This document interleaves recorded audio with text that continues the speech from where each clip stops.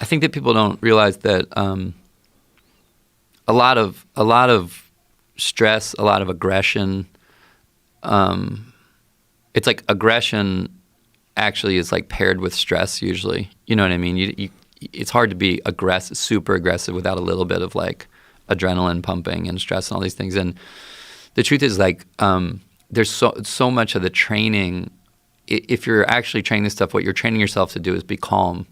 And that's like totally counterintuitive because people think, no, you got to go in there like Rocky and want to win. And it's like, well, in a fighting in a competition, sure, on some level, but really, really, really great people, kind of in any sport, but it's even more counterintuitive in fighting is you need to cultivate calm. Yes. And the ability to be clinical and think calmly, control your breathing because like you get exhausted if you can't control your breathing.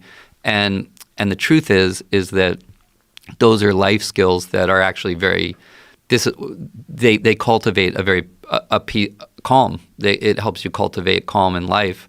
And the thing I always really liked about Aikido is that there aren't attacks in it. It was developed by a guy, Morihei Ueshiba, who was an all-round Bujutsu master. He was like in Jiu-Jitsu, Kendo, karate, all these things, and he developed Aikido because he had joined the global pacifist movement.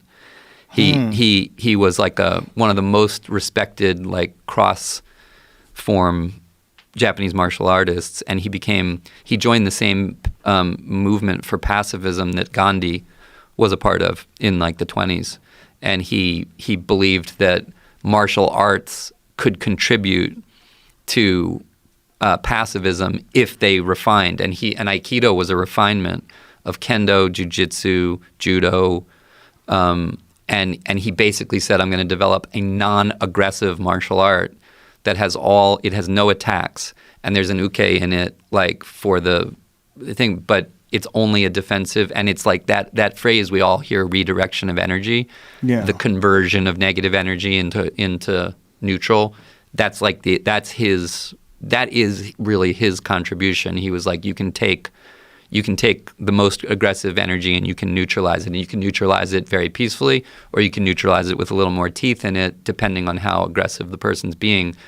But I loved that. I thought that was amazing because it was like, I wasn't like looking to be in fights, but I loved the idea that you had that you could have control and you could like neutralize, and I think there's something kind of amazing in that. I think it's like actually aligns with like yoga, with meditation, with all things, surfing. I mean, that's what surfing is. It's like there's all this energy coming at you, like, and it's gonna like put you into the rocks or rock you or flip you over or hurt you, but you don't let that happen. You look at it, you look at a million waves, you figure out how to move yourself, you get in there, and you get the exact opposite of getting torched. You get like the best thing ever, right? And I think things like that are where you have to, those are like Zen, you know what I mean? And I think like jiu-jitsu, what you're saying is really ultimately like why he was great is he had like the deepest Zen of anybody in the whole thing because he was the calmest.